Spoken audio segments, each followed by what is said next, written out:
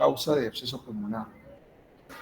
Entre los agentes, más frecuente que sean anaerobios, ya sea gram positivos o gram negativos.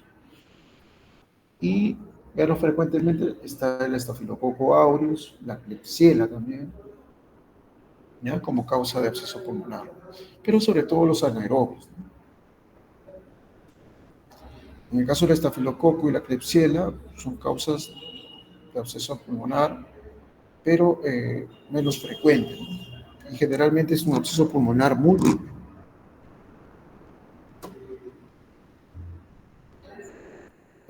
Bueno, el absceso pulmonar pasa por varios estadios, como vemos acá. El estadio 1 es cuando la infección aún no destruye el parénquima pulmonar, y el estadio 2 es cuando ya hay una necrosis del parénquima pulmonar y empieza a haber una respuesta inmunológica, en este caso con la aparición de polimorfos nucleares. Y 3 es cuando el parénquima pulmonar empieza a curarse, a repararse, cuando ya ha superado la infección, es decir, hace una neumoesclerosis. Lo usual es que lo encontremos en el estadio 2, ¿no? Y ya con antibiótico-terapia pueda, digamos, llegar al estadio 3, en el cual ya tiene solo una cicatriz. Ahora, como les mencionaba, la principal causa de absceso pulmonar es la broncoaspiración, que dicho sea de paso desarrolla un único absceso pulmonar. Pero también hay otras causas de absceso pulmonar, ¿no? Entre ellas está el secuestro pulmonar intralobar, como vemos acá, o la endocarditis infecciosa también. Asimismo, también puede ser la diseminación de patógenos cuando existen cuerpos intravasculares, ¿no?, que están infectados, como por ejemplo aquí un catéter PORT, que es como un catéter, digamos, venoso central, está ubicado en la desembocadura de la vena cava superior, que está infectado, ¿no? Y este dispositivo constantemente está embolizando, pero los émbolos en este caso son sépticos, ¿no?, y llegan al parénquima pulmonar, desarrollando absceso pulmonar múltiple, sobre todo en las bases de los pulmones. Respecto al diagnóstico, lo que ustedes han visto probablemente en sus clases de medicina es el absceso agudo, ¿no?, que está en menos de 2 semanas, caracterizado por tos, fiebre y esputo fétido, ¿no?, es lo característico. Pero en el caso de cirugía, lo que vemos es el absceso crónico, el que dura más de 4 o 6 semanas. Es ese absceso que no se resuelve al tratamiento médico, es decir, al tratamiento con antibióticos. Ahora, el diagnóstico se puede hacer por radiología, que es lo más característico, o puede ser por tomografía, ¿no?, el cual ya vas a ver la extensión del absceso, el engrosamiento de la pared, como ves acá, el nivel hidroaéreo, que ya lo habías visto en la radiología, y que muchas veces para aislar el germen es necesario hacer una broncoscopía, ¿no?, porque no olvides que este absceso está conectado a un bronquio. Ahora, siempre hay que diferenciar el absceso pulmonar de un quiste broncogénico o de una bula pulmonar. Generalmente los quistes tienen una pared más delgada, ¿no?, aproximadamente de 3 milímetros. Los abscesos, por el contrario, tienen una pared más gruesa, de 5 milímetros. Y las bulas pulmonares usualmente no tienen pared, están rodeados del parénquima pulmonar. Entonces, la broncoscopía nos ayuda justamente para aislar el germen, ¿no? Ahora, el tratamiento, como ves acá, del absceso pulmonar, en el 90% de casos es médico, o sea, antibiótico-terapia por 4 o 6 semanas. Y el tratamiento quirúrgico es, digamos, para aquellos pacientes que fracasa este tratamiento médico, ¿no?, para ese 10% de pacientes que hacen absceso pulmonar crónico, en el cual el absceso no se reduce de tamaño y su pared sigue engrosándose, ¿no?, o cuando el absceso se debe a un tumor abscedado o una neumonía necrotizante también. o cuando presenta alguna de estas complicaciones, como por ejemplo empiema, fístula broncopleural o una hemoptisis masiva. Se le considera que la mejoría clínica debe ir acompañada de la mejoría radiológica, aunque esa mejoría radiológica se va a ver después de 4 semanas. Por eso que se espera hasta esas 4 semanas para poder ver si el paciente va a responder o no a tratamiento médico. Pero tampoco hay que dejar al paciente que llegue a un cuadro séptico grave, ¿no? O un shock séptico, porque en ese caso ya no se puede operar. Por eso se habla de cirugía oportuna. Si vemos que el paciente no responde al tratamiento antibiótico, entonces hay que considerar la cirugía, sobre todo si el absceso ya se está cronificando o ha presentado alguna de estas complicaciones ya mencionadas. La cirugía estándar es la lobectomía, ¿no? Se saca un lóbulo pulmonar. Recuerden que 3 lóbulos en el lado derecho, 2 lóbulos en el lado izquierdo. Por ejemplo, estas son imágenes de una lobectomía inferior izquierda. Se ve el lóbulo totalmente destruido y a la microscopía una cavidad con un abundante polimorfo nucleares, ¿no? Es justamente lo característico de los abscesos pulmonares, ¿no? Esa gran reacción inflamatoria que tiene todo el parénquima pulmonar destruido, ¿no? Necrosado, ¿no? Entonces, actualmente el tratamiento del absceso pulmonar debe ser un inicio médico, casi para todos los casos, y si es que no tienen una respuesta al tratamiento médico, debería ir al drenaje percutáneo. O sea, no a la cirugía, la cirugía es lo último que se ofrece. Debería ir al drenaje percutáneo, sobre todo si el paciente tiene un riesgo quirúrgico alto, porque esa es una manera de poder evacuar esa colección purulenta. Y para aquellos pacientes donde no tiene éxito ni el drenaje percutáneo ni la cobertura antibiótica, pues deberíamos considerar la cirugía, ¿no? Sobre todo si el paciente tiene un riesgo quirúrgico bajo. Por ejemplo, este es un drenaje del absceso pulmonar, un drenaje percutáneo a través del espacio intercostal, guiado por tomografía o también puede ser guiado por ultrasonido o por fluoroscopía. ¿No? Es un drenaje percutáneo, guiado por tomografía, se ingresa a la cavidad donde está la colección purulenta y se comienza a drenar esta pus, ¿no? Que se encuentra dentro de esta cavidad. Por ejemplo, aquí hay un caso, paciente que recibió antibiótico-terapia y se le hizo un drenaje percutáneo observándose una mejoría en 2 semanas. Claro que el paciente tuvo que completar su tratamiento antibiótico 4 o 6 semanas. Y se ve como ya ha formado de esta cavidad, se ha desarrollado ya una cicatriz, ¿no? Una neumoesclerosis. Entonces, actualmente el absceso pulmonar pocas veces llega a cirugía, ¿no? La mayoría de veces se resuelve con antibióticos y drenaje percutáneo. Pero todavía se sigue considerando para aquellos casos refractarios a estas 2 formas de tratamiento. Entonces, si te preguntan en tu examen, absceso pulmonar, tratamiento quirúrgico, falso, ¿no? El tratamiento es médico y drenaje percutáneo. A menos que te coloquen paciente con absceso pulmonar crónico, que cursa con fístula broncopleural y que es refractario al tratamiento antibiótico. En ese caso, sí debería ir a cirugía.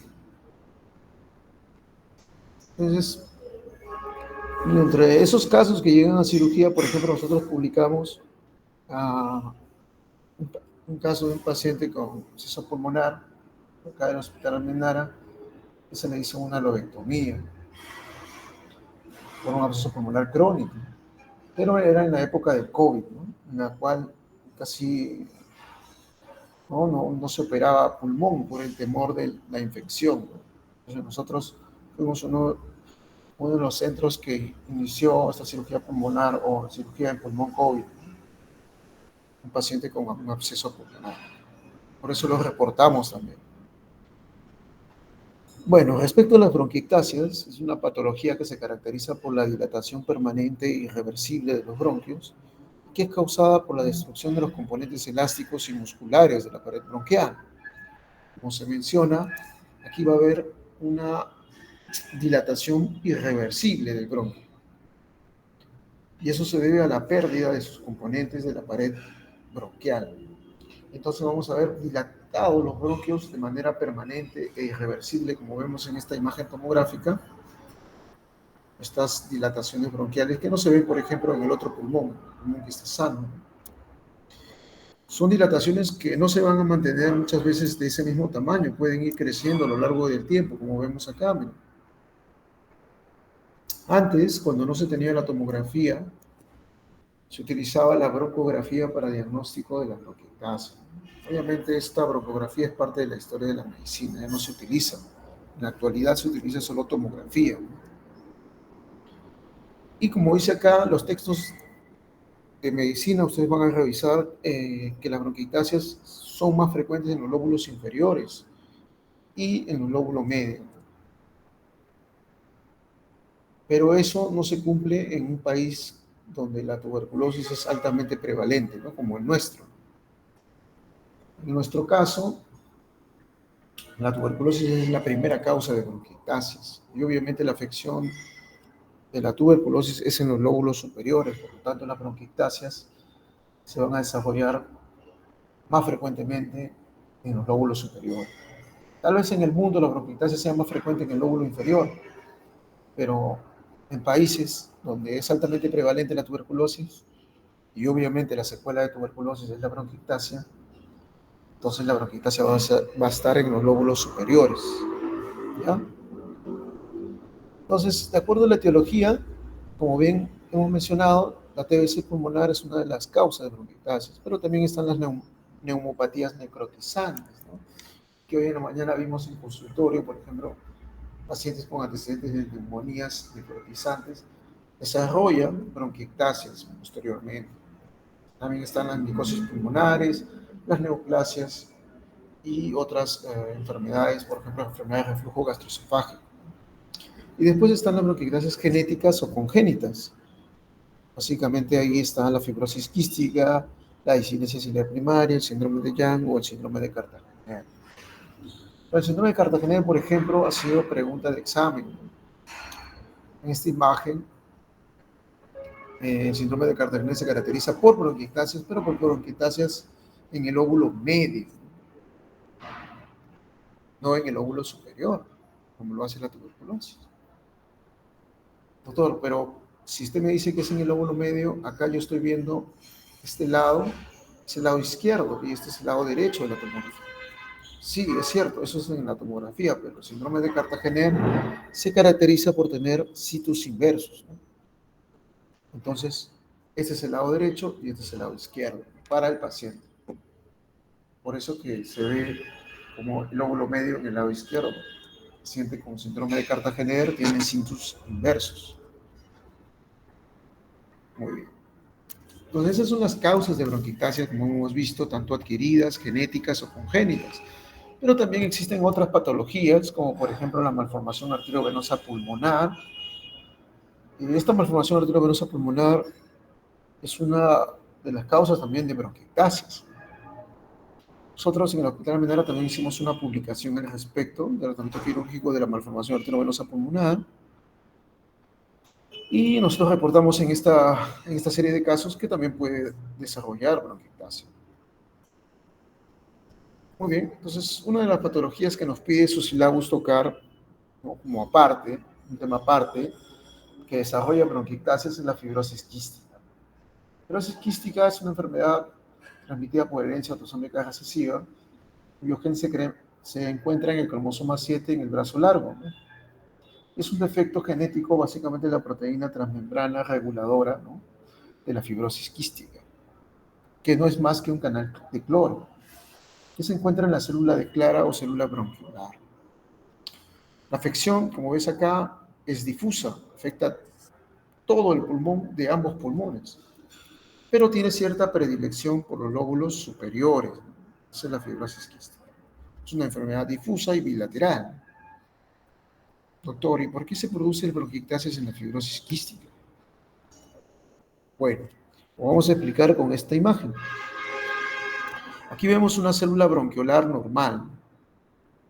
¿Qué es lo que sucede? Para mantener la homeostasis celular, el canal de cloro debe, digamos, sopesar el ingreso de cationes sodio, ¿no?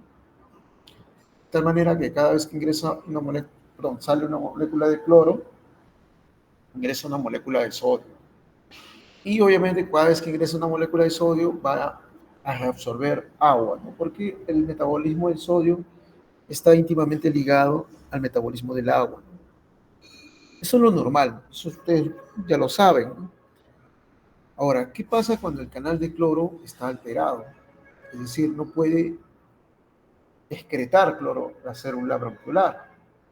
Entonces todos los aniones cloro van a acumularse en el intracelular, o sea, se va a llenar de carga negativa. Para poder compensar ese exceso de carga negativa va a ingresar más sodio.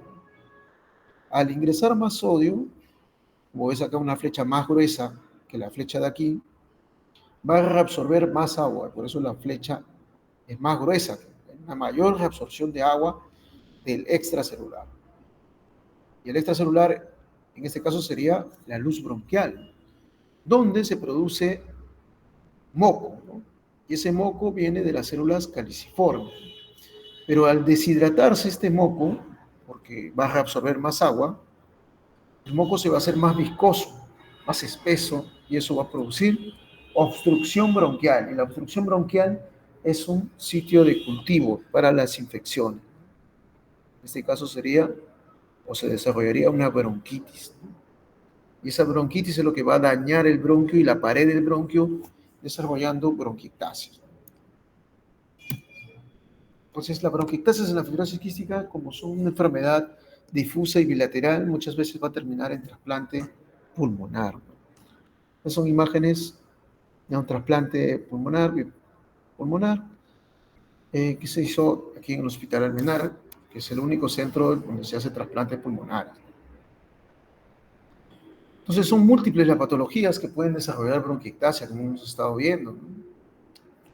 Y básicamente se debe a la obstrucción del bronquio, porque no va a haber un clearance adecuado, no va a haber una limpieza bronquial adecuada y eso va a producir una inflamación del bronquio, una bronquitis, que muchas veces se va a acompañar de una infección sobreagregada y esa infección va a hacer que se haga un círculo vicioso, ¿no? Porque infección, daño de la pared bronquial, disminución del clearance y eso va a llevarnos a otra vez a bronquitis y a más daño de la pared bronquial.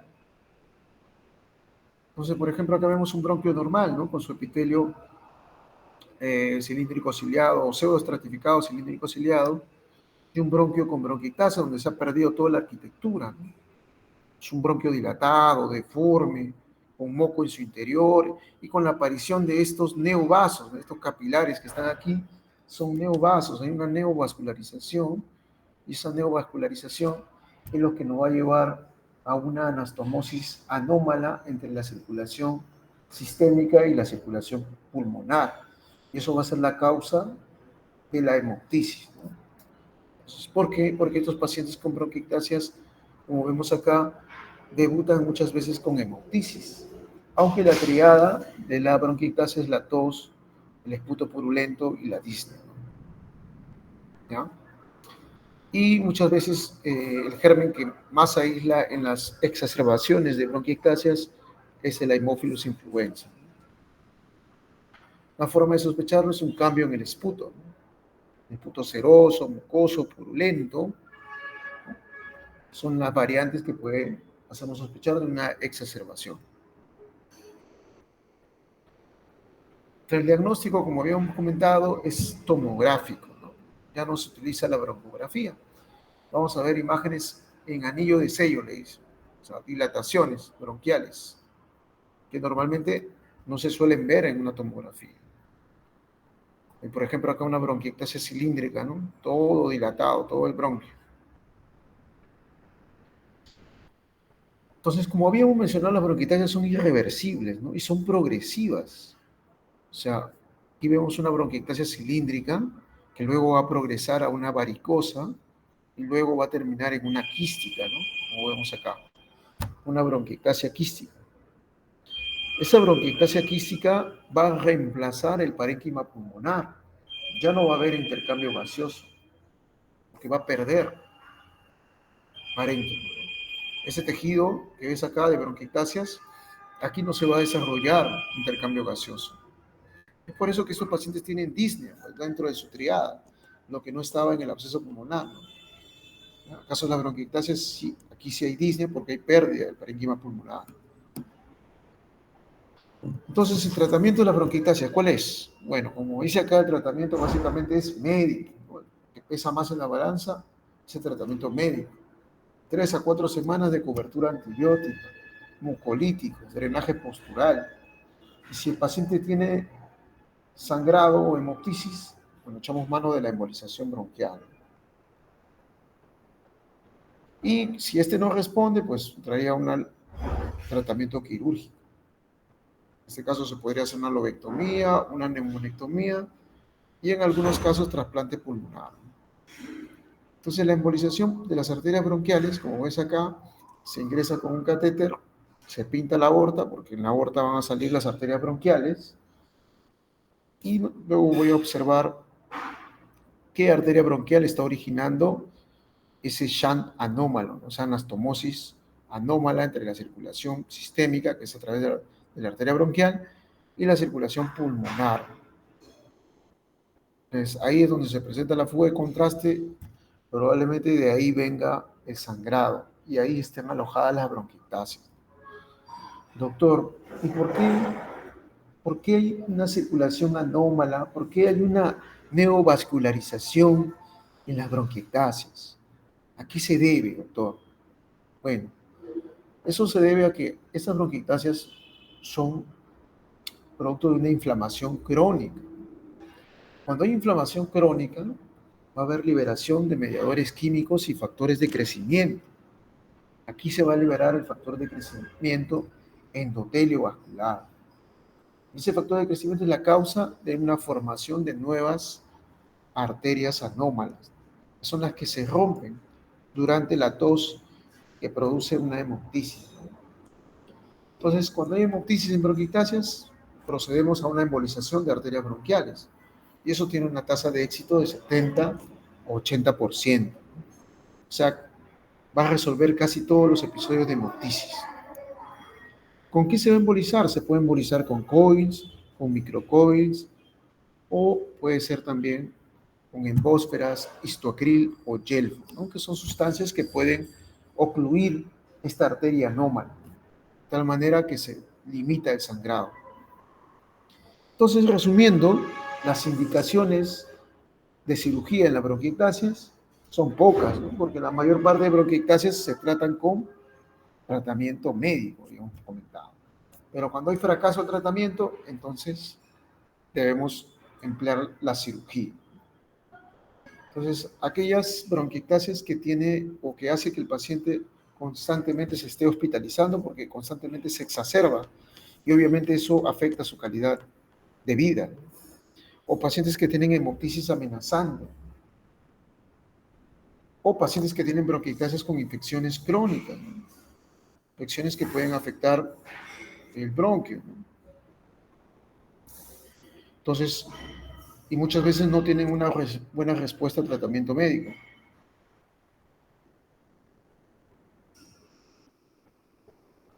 Entonces, en ese caso sí deberíamos pensar en cirugía.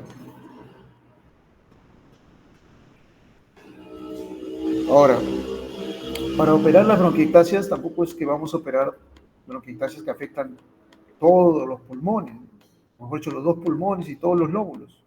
No se puede. Tiene que ser una bronquiectasia que esté localizada, es decir, que sea resecable, ¿no? Y que además el paciente tenga una buena reserva respiratoria, porque si le vas a sacar un lóbulo o dos lóbulos, tienes que ver que el paciente no vaya a quedar dependiente de oxígeno después de la cirugía. Para eso tienes que hacer que el neumólogo haga una evaluación del paciente, ¿no? De manera ver si tolera o no tolera una lobectomía, una bilobectomía o una neumonectomía. Y si el paciente ya tiene una afección difusa y bilateral, entonces deberíamos considerar el trasplante pulmonar. Pero obviamente hay ciertas indicaciones para que el paciente llegue a trasplante pulmonar. Bueno, Respecto al tratamiento de las bronquiectasias. Tratamiento, básicamente, va a depender de cuántos lóbulos están afectados, ¿no? Por ejemplo, aquí, es un paciente que tiene una afectación del pulmón izquierdo, ¿no? Afectación del lóbulo superior. Cuando yo solamente veo la tráquea, el lóbulo superior. Cuando ya veo los bronquios principales, ya veo el lóbulo superior y el lóbulo inferior, que sería este. O sea, hay afectación de tanto del lóbulo superior como del lóbulo inferior izquierdo. ¿Cuál sería el mejor tratamiento? ¿Lobectomía o neumonectomía? Muy bien, vamos a preguntar, como yo soy el único que está hablando, vamos a preguntar. A ver, ¿quién preguntamos? Está Daniela Sofía.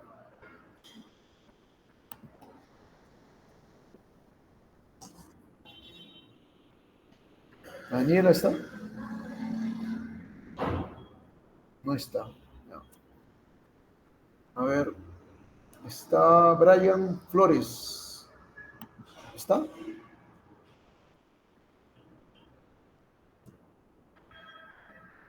Tampoco está. Okay. A ver, ya vamos entonces.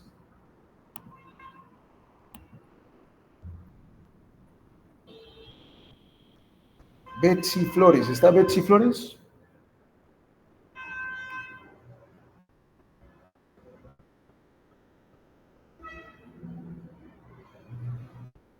Tampoco está. Ah, Eduardo Gabriel García.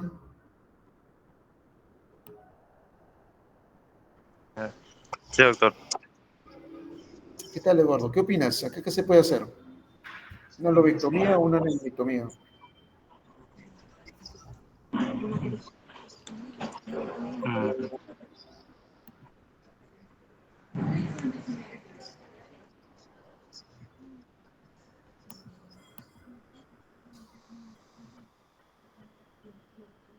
¿Mm?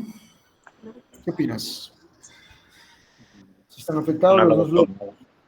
Ah, tal. tanto el lóbulo superior izquierdo como el lóbulo inferior izquierdo.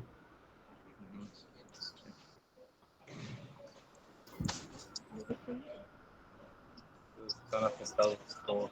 Entonces, igual se podría hacer, pero Claro, una neumonectomía, ¿no?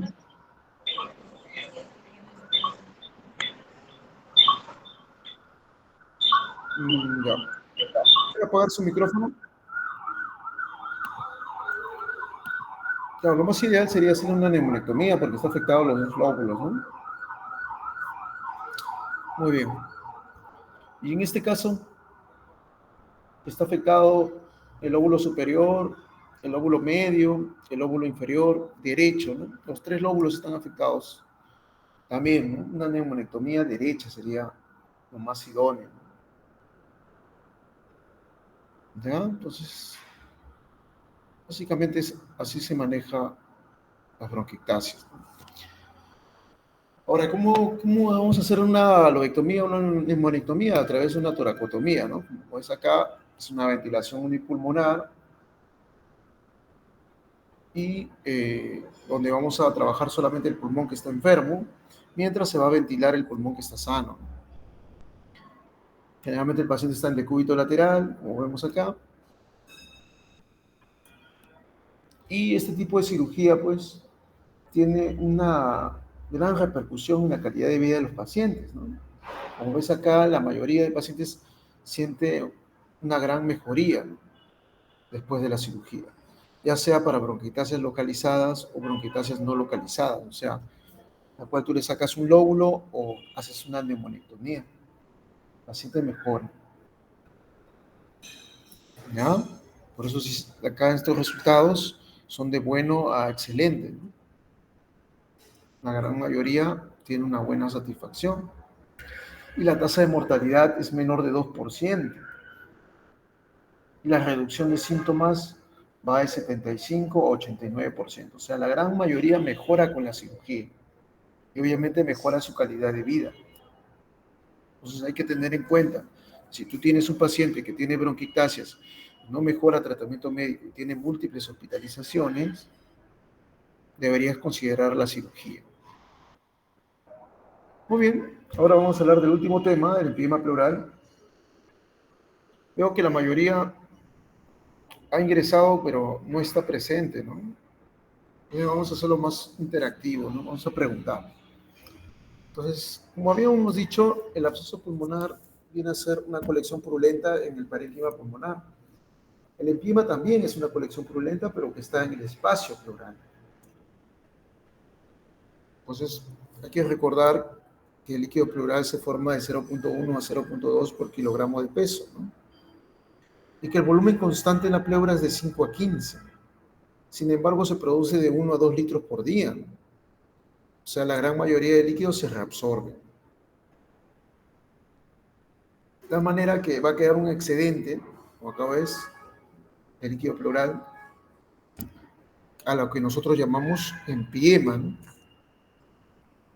Pero el empiema tiene esta imagen característica, ¿no? Una pleura engrosada, pleura parietal, o sea, pleura que está en la pared, y una pleura visceral engrosada, separados por este contenido líquido. Eso se llama signo de división pleural. Y eso es una imagen casi patognomónica del empiema, ¿no?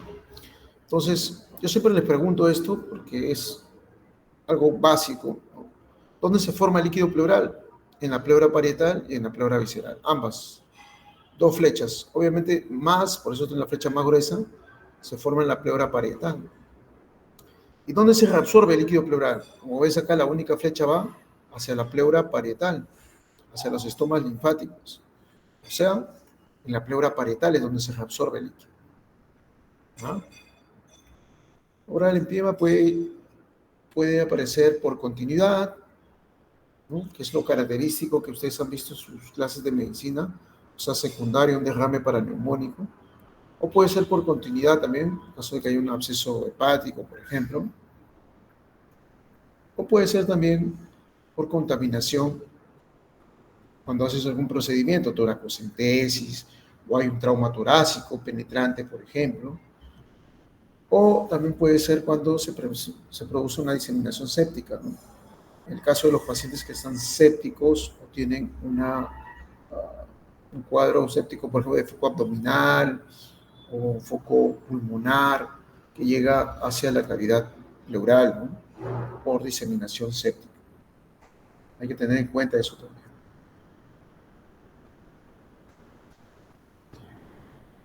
Y aquí, pues, es un recordatorio de lo que han preguntado antes en los exámenes, ¿no? ¿Cuál es la complicación supurativa más frecuente de la neumonía neumocócica? Todo el mundo marca absceso pulmonar y eso es falso. El neumococo no causa absceso pulmonar. El neumococo lo que causa es derrame paraneumónico y este, a su vez, causa empiema pleural. O sea, la complicación más frecuente de la neumonía por neumococo es el empiema pleural, ¿no? Pregunta de examen.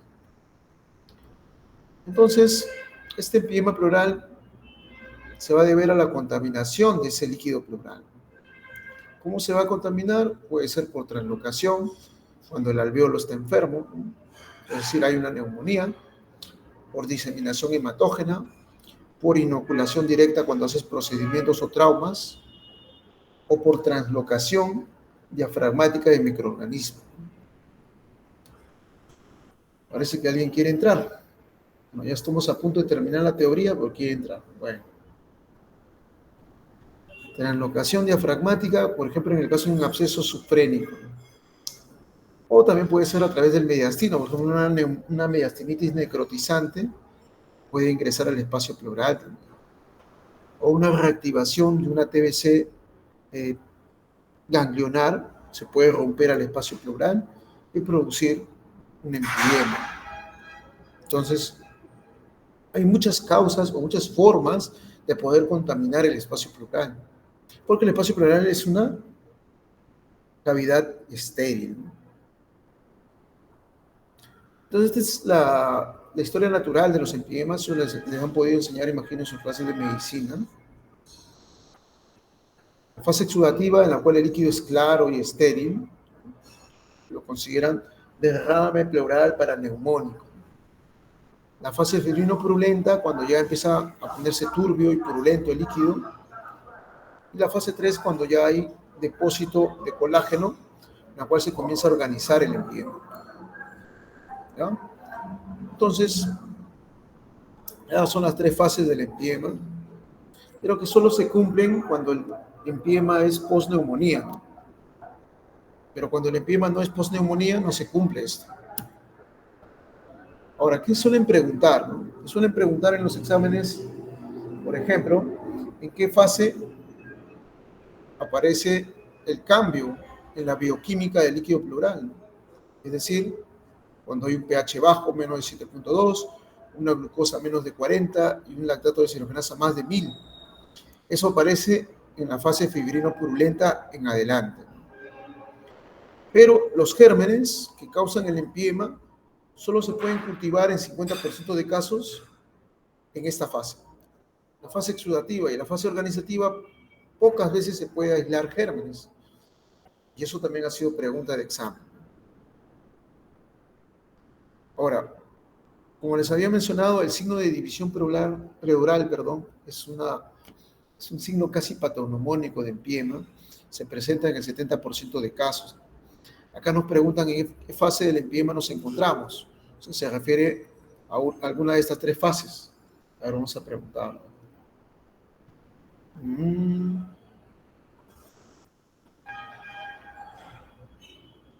A ver. Geraldine. ¿Está Geraldine? No. Geraldine Alejandra Díaz Vargas. Presente, doctor.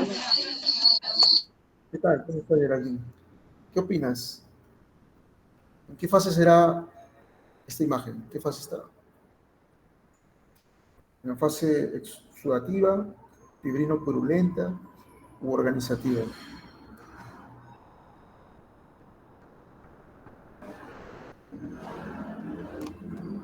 Bueno, cuando tienen una pleura engrosada, como es acá, pleura parietal engrosada, pleura visceral engrosada, ya hay depósito de colágeno.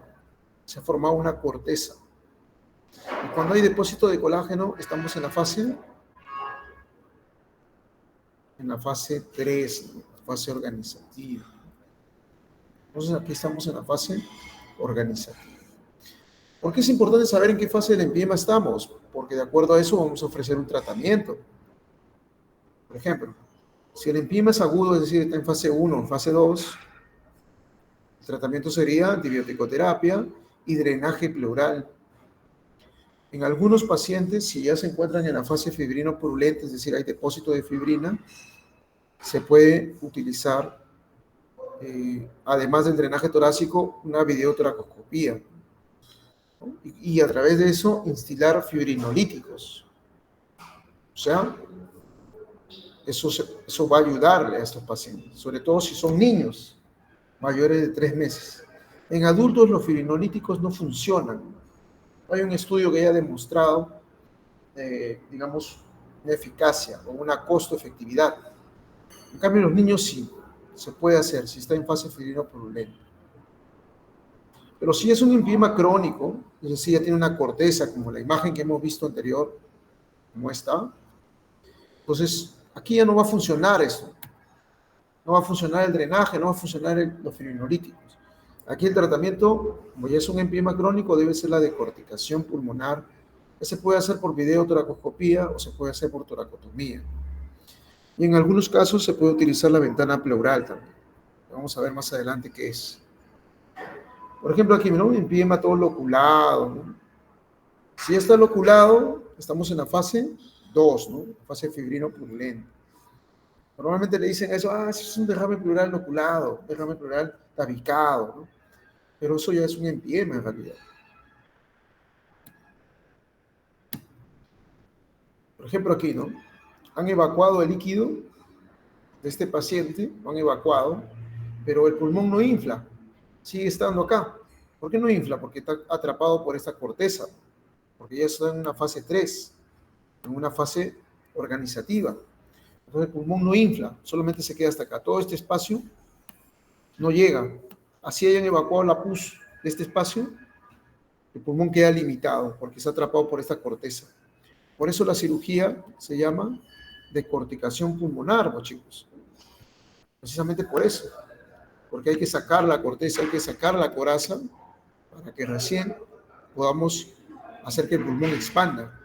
Doctor, ¿y por qué le tenemos que sacar? Y si lo dejamos así, bueno, si lo dejas así, la capacidad pulmonar va a estar reducida. O sea, el paciente no va a ventilar bien, va a quedar dependiente de oxígeno.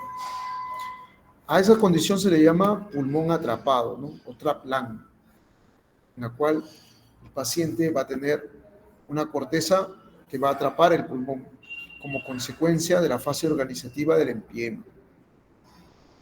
¿Ya? Entonces,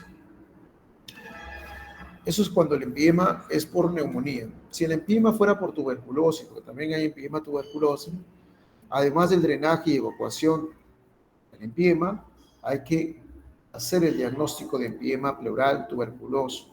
Y para eso vamos a tener que hacer una biopsia de la pleura, porque si hacemos cultivo va a salir negativo. El cultivo no sirve para aislar el bacilo en 80% de casos.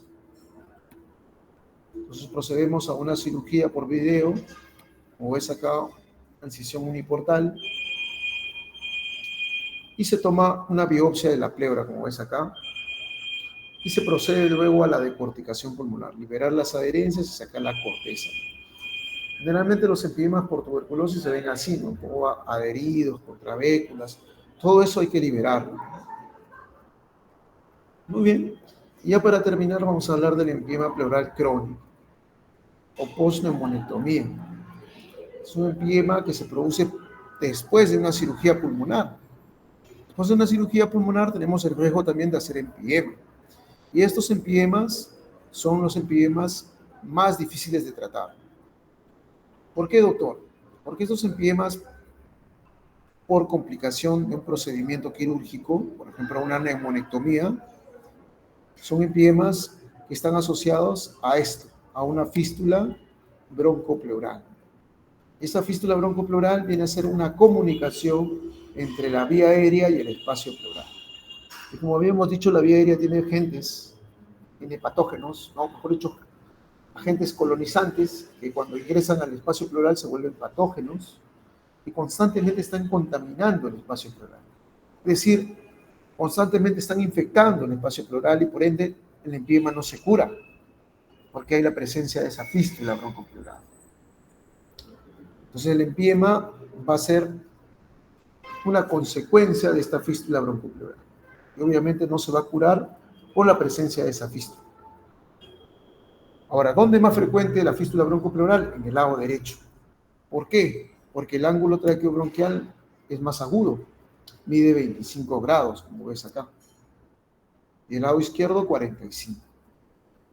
Por ejemplo, acá un paciente que tiene una fístula broncopleural post-neumonectomía izquierda, ¿no? Acá no tiene pulmón izquierdo, y ha hecho un empiema a nivel hidroaéreo y el bronquio está abierto. Debería estar cerrado después de la neumonectomía, pero se ha abierto. Ha hecho una fístula broncopleural. En la broncoscopía se ve, ¿no? La fístula. Entonces, ¿qué factores existen para desarrollar fístula broncopleural después de una neumonectomía? Factores anatómicos, ¿no? Hay que recordar que en el lado izquierdo solo hay en el lado derecho solamente hay una arteria bronquial, en el lado izquierdo dos. La neumonectomía debería tener un muñón corto, pero a veces hacen o dejan un muñón largo. Y además, los pacientes que tienen o salen de una cirugía torácica en ventilación mecánica tienen más riesgo de desarrollar fístula. Es por eso que los pacientes que se operan de una cirugía pulmonar deberían salir extubados. Una de las soluciones para tratar este empiema con fístula broncopleural es el cierre de la fístula. Por ejemplo, en el Hospital Almenara tenemos una técnica de tratamiento que es el cierre de la fístula broncopleural a través de un abordaje cervical o cervicoesternotomía, la cual se cierra la fístula y con eso recién podemos tratar el empiema, ¿no? ¿Cómo tratamos el empiema? Con esto, con una ventana pleural que consiste en una resección de 2 o 3 arcos costales y dejar una cavidad para poder lavar todo el espacio pleural. Por ejemplo, aquí hay un paciente que tiene una ventana pleural al lado derecho y que después de una semana, miren, ya está más limpio, ¿no? Se limpió el espacio pleural. Entonces, eso nos va a servir para hacer lavados pleurales diarios de estos pacientes y de esa manera quitarle la pus, quitarle la colección pleural. Por ejemplo, aquí, paciente que se operó de un cierre de fístula broncopleural, miren, están los alambres. Y acá se ve la ventana pleural ya más limpia, ¿no? Todavía sigue con secreción, pero ya está más limpia, es de mejor, digamos, de mejor pronóstico. Muy bien, chicos. Entonces, esto era básicamente lo que yo quería mostrarles el día de hoy. Yo creo que hasta aquí vamos a dejar la teoría. Muy bien, no sé si alguno tiene alguna pregunta o algún comentario de repente.